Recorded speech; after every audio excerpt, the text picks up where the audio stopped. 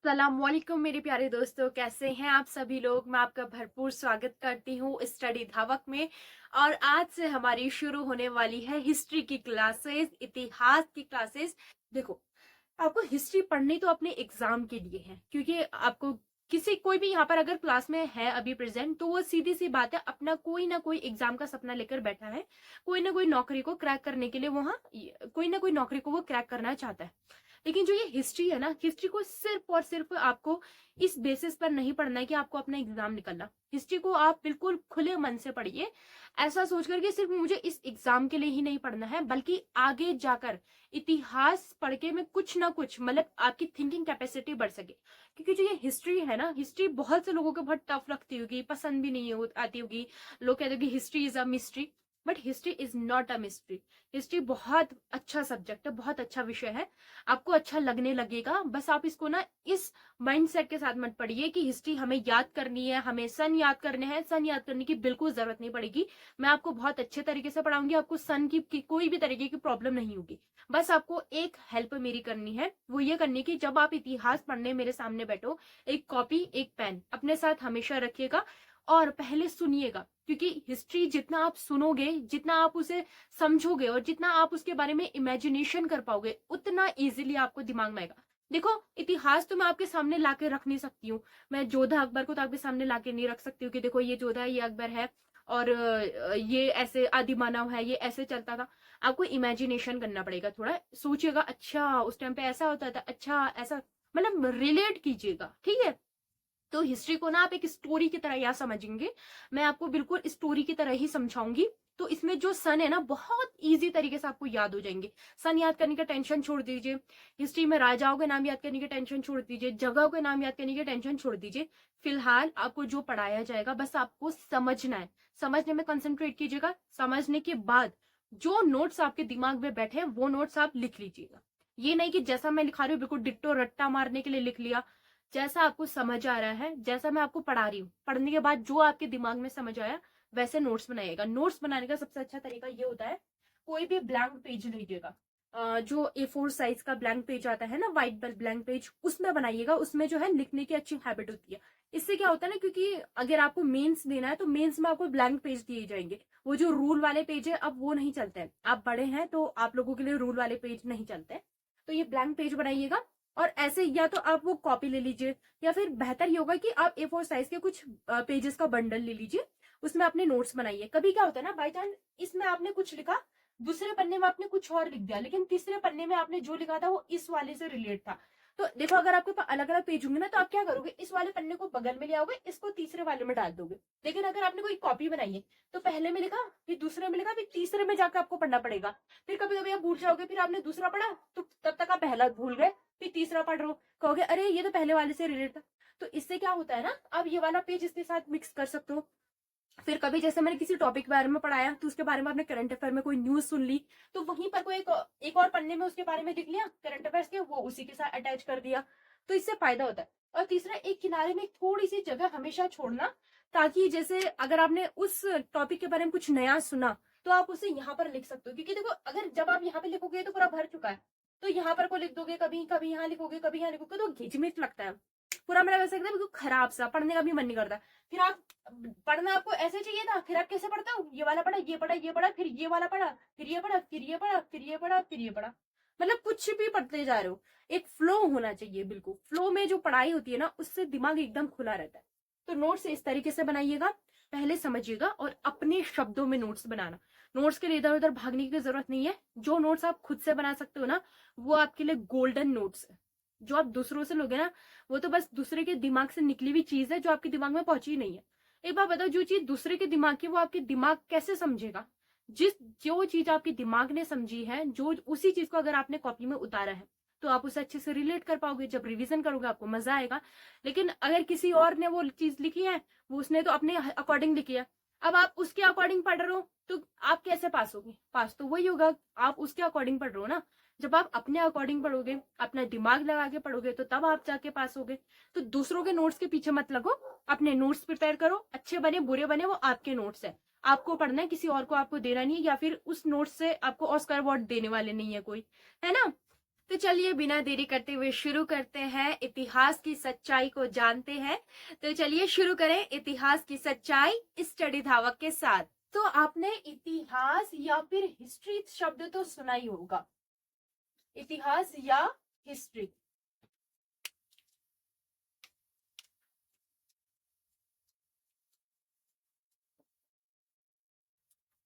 चलिए पहले समझते हैं कि इतिहास या हिस्ट्री हम कहते किसे हैं।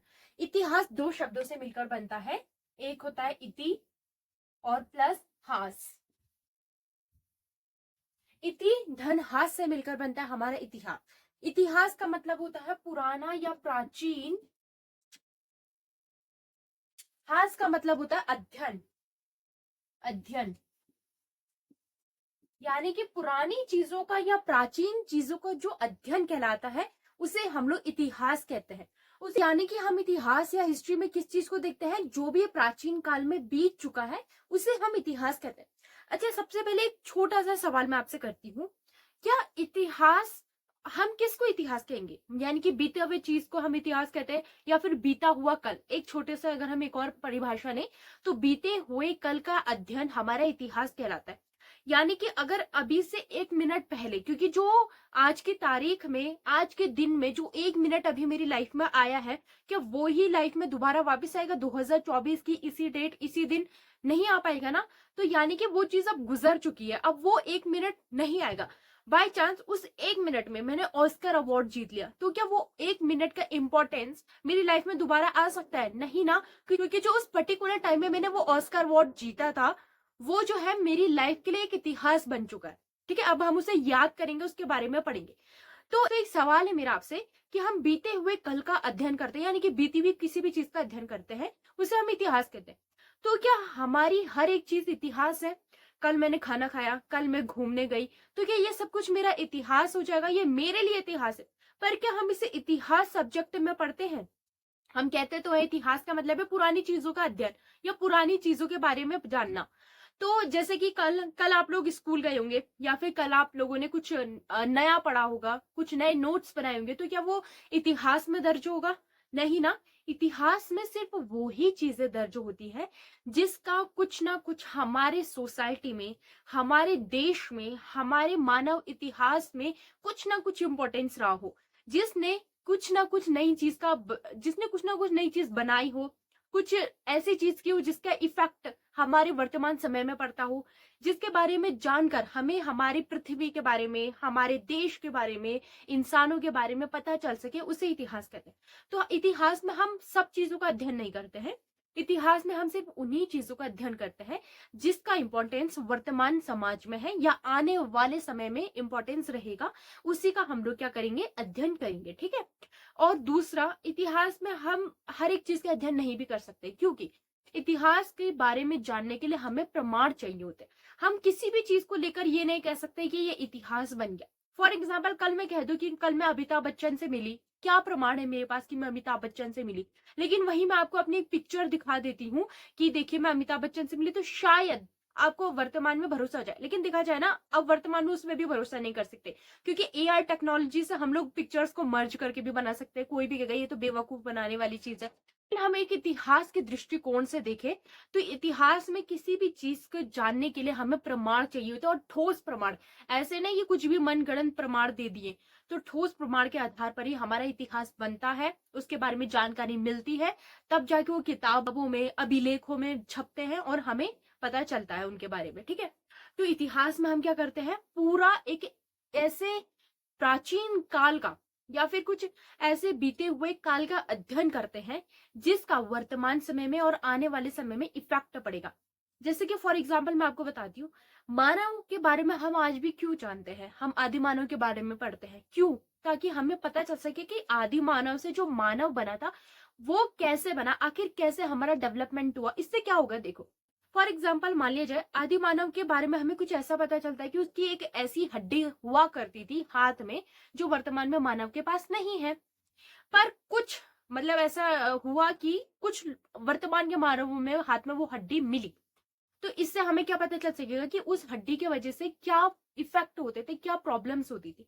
जैसे कि मान लीजिए पुराने जमाने की किसी आदि मानव की जो वो हड्डी थी, उस हड्डी की वजह से उसका जो हाथ था वो हमेशा सूजा रहता था, उसमें पेन होता था, उसमें तकलीफ होती थी। तो इससे हमें क्या पता चलेगा कि अगर वर्तमान में किसी मानव में ये चीज होती है तो उसको भी इस तरीके से तकलीफ होगी। लेकिन अब हम वर्तमान में हमारे पास साइंस बहुत ज्यादा बढ़ चुका है, तो अब हमें पता है कि ये किस वजह से हुआ है, तो अब हम उसका इलाज निकाल सकते हैं। क्योंकि देखो पहले तो क्या था, मानव के पास इतना दिमाग नहीं था, वो अपनी तकलीफों का इलाज नहीं निकाल सकता था। लेकिन आज हम बहुत ज्यादा डेवलप्ड हो चुके हैं। हमें किसी भी रिसर्च के निकाल कर, किसी भी रिसर्च से किसी भी चीज का कारण अगर हम निकाल ले, तो उसके बारे में उसकी प्रॉब्लम को ठीक करने का सॉल्यूशन हमें मिल जाता है। तो देखो मानव इतिहास को पढ़ के हमें यह पता चलता है कि मानव के अंदर जो हार्मोन्स है, जो भी बॉडी का स्ट्रक्चर है, वो कैसे बदलता है, कैसे डेवलप होता है। अगर उसमें ये चीज ज्यादा हो गई और ये चीज कम हो गई तो वो कौन सी बीमारी से जूझ सकता है, फिर इस बीमारी को कैसे कम किया जा सकता है। तो ये बहुत ज्यादा फायदेमंद होता है एक इंसान के बारे में जानकर, एक इंसान की बॉडी के बारे में जानकर। क्योंकि बॉडी के बारे में जब आपको पता चलेगा तभी आपको पता चलेगा कि इस बॉडी को कैसे चलाया जाए, आपको क्या चीज खानी है जिससे आप हेल्दी रहोगे, कौन सी चीजों को अवॉइड करना है जिसकी वजह से आपके शरीर में प्रॉब्लम हो सकती है। तो ये सब चीजें हम कैसे जानते हैं, हम इतिहास पढ़ते हैं, मानव के बारे में पढ़ते हैं, जो मानव जिनकी डेथ हो चुकी है उनके रीजन जानते हैं। जैसे मान लीजिए किसी आदि मानव ने कोई फल खाया, उसको खा के उसकी डेथ हो गई, जब बाद में रिसर्च हुआ, रिसर्च में पता चला कि इस पर्टिकुलर फल को खा के इसकी डेथ हुई, तो ये बताओ क्या वो फल अब वर्तमान का मानव खाएगा? नहीं खाएगा ना, क्योंकि अब साइंटिफिक तरीके से प्रूफ हो चुका है कि इस फल के खाने की वजह से इंसानों की डेथ होती है। अगर बताओ हमें नहीं पता चलता उसके बारे में कि आदि मानव की इस तरीके से इस फल खाने से डेथ हुई है, तो वर्तमान में कोई भी उसे कंज्यूम कर लेता। फिर इतिहास जानकर हम वर्तमान के मानव की सभ्यता को ना बचा सकते हैं। ठीक है, तो हर एक चीज का बहुत ज्यादा इंपॉर्टेंस है। जैसे हम लोग पुराने जमाने में जो खेती है, एग्रीकल्चर है, उसके बारे में जानकर वर्तमान के एग्रीकल्चर को कंपेयर करते हैं।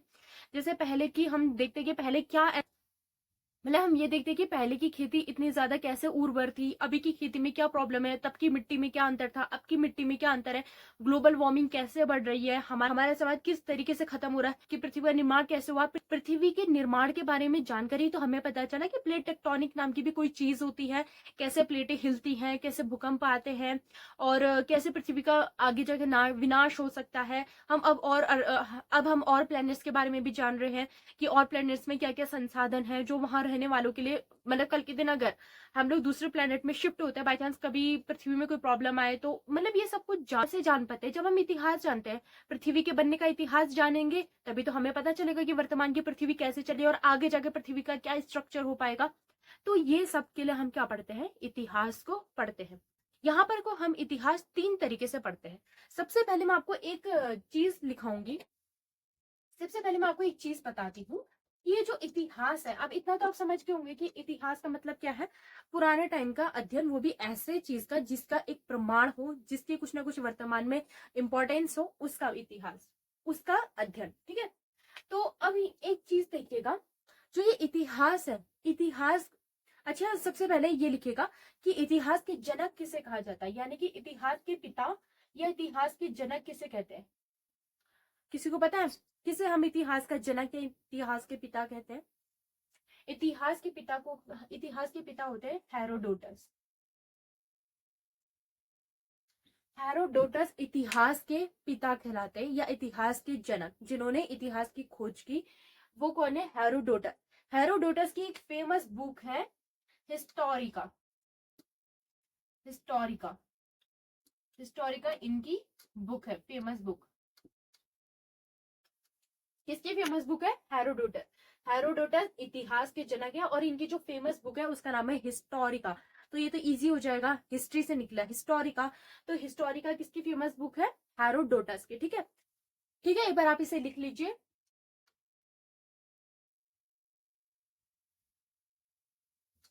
चलिए, अब हम देखते हैं कि हम इतिहास को कितने पार्ट्स में पढ़ सकते हैं। बेसिकली हम इतिहास को 3 पार्ट्स में डिवाइड करते हैं। सबसे पहले हम इतिहास के प्राचीन कड़ी को देखते हैं। प्राचीन कड़ी मतलब कि जो सबसे स्टार्टिंग से स्टार्ट हुई है, जहां से हमें मानव के बारे में पता चला, जहां से हमें पृथ्वी के उद्भव के बारे में पता चला, जहां से हमें पृथ्वी के उद्भव के बारे में पता चला, तो उसमें हम पढ़ते हैं प्राचीन इतिहास। फिर उसके बाद जैसे ही प्राचीन इतिहास के बाद कुछ कुछ नई चीजें हमारी सोसाइटी में आने लगी, मानव का कल्चर थोड़ा और ब्रॉड होने लगा, हमारी जो थिंकिंग कैपेसिटी है थोड़ी और ब्रॉड होने लगी। तो उसके बाद हम निकल कर आ जाते हैं मध्यकाल में, मिडाइवल। ठीक है, सबसे पहले हम पढ़ेंगे एंशियंट, फिर हम पढ़ते हैं मिडाइवल, और लास्ट होता है हमारा आधुनिक भारत। आधुनिक भारत में और ज्यादा जब हमारा लेवल ब्रॉड हो जाता है तो हम क्या पढ़ते हैं, मॉडर्न। ठीक है, इतिहास को हम 3 पार्ट्स में डिवाइड करते हैं, प्राचीन काल, मध्यकाल, आधुनिक काल। 3 काल में हम इसे डिवाइड करेंगे। सबसे पहले हम लोग पढ़ेंगे प्राचीन काल। प्राचीन काल में हम आप सब कुछ नहीं देखेंगे। प्राचीन काल में जो भी आपके इंपॉर्टेंट होंगे, सिर्फ इंपॉर्टेंट टॉपिक ही हम लोग कवर अप करेंगे। जैसे कि प्राचीन काल में हम सिंधु सभ्यता देखेंगे, वैदिक सभ्यता देखेंगे, जैन धर्म, बौद्ध धर्म, मौर्य काल, गुप्त काल, उत्तर गुप्त काल, ये सारी चीजें हम प्राचीन काल में अध्ययन करेंगे, इसके बारे में पढ़ेंगे। तो कल से हम लोग शुरुआत करेंगे प्राचीन काल से, ठीक है। फिर उसके बाद हम मध्यकाल में जाएंगे, देन हम आएंगे अपने मॉडर्न में, है ना। तो बस इतना ही आज के लिए हम क्लास करेंगे। बाकी आपको जो मेंस का क्वेश्चन है वो हिस्ट्री में भी दिया जाएगा। हिस्ट्री में हम जो भी पढ़ाएंगे नेक्स्ट डे आपको क्वेश्चन देगा। हम कल से पूरा जो स्टार्ट करेंगे प्राचीन इतिहास, कल से हम पढ़ेंगे सिंधु सभ्यता। तो कल की क्लास बिल्कुल मिस मत कीजिएगा, बहुत इंपॉर्टेंट है। सिंधु सभ्यता हमारे देश के लिए सबसे ज्यादा इंपॉर्टेंट है। इसके बारे में सिर्फ पढ़ने वाले बच्चे को ही नहीं, जो पढ़ाई नहीं करता उसको भी जानना जरूरी है। तो आप अपने साथ अपने पेरेंट्स को भी लेकर बैठ सकते हैं, ताकि उन्हें भी पता चल सके कि हमारे भारत में भी कोई एक ऐसी सभ्यता एग्जिस्ट करती थी। क्योंकि मैं आपको इस तरीके से पढ़ाऊंगी कि आपको सिर्फ ऐसा ना लगे कि एक पढ़ने वाला बच्चा ही पढ़ रहा है। इस तरीके से पढ़ाया जाएगा, इस तरीके से स्टोरी से रिलेट किया जाएगा कि इसे कोई जिसने कभी इतिहास नहीं पढ़ा है वो भी अच्छे से समझ जाएगा। ठीक है, चलिए यहीं पे करती हूँ मैं एंड, और कल से हम शुरू करेंगे सिंधु सभ्यता। बाकी सब्सक्राइब करते जाइएगा और शेयर भी कर देना। मैं जानती हूँ आप लोग रोज भूल जाते हैं, तो आज जल्दी से सब्सक्राइब कीजिए, बेल आइकन दबाइए, ताकि कल की वीडियो आपको टाइम पर मिल सके, और साथ ही से शेयर भी कर दीजिए। तो चलिए मिलते हैं नेक्स्ट क्लास में। अल्लाह हाफिज।